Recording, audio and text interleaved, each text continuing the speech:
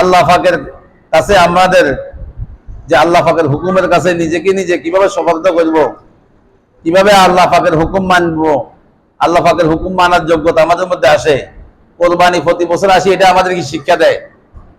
এটা মূলত ইব্রাহিম আলাইহিস সালাম, ইসমাঈল আলাইহিস সালাম আমল যেভাবে করে দেখাইছেন, যেভাবে কোরবানি করে দেখাইছেন, সেখান থেকে আমাদের শিক্ষা গ্রহণ করার জন্য।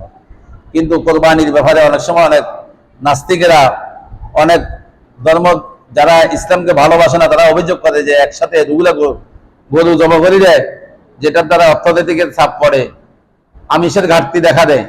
আসলে তাদের এই অভিযোগ ভিত্তিহীন। আমরা দেখি এক সময় ঘোড়া ছিল যানবাহনের মাধ্যম।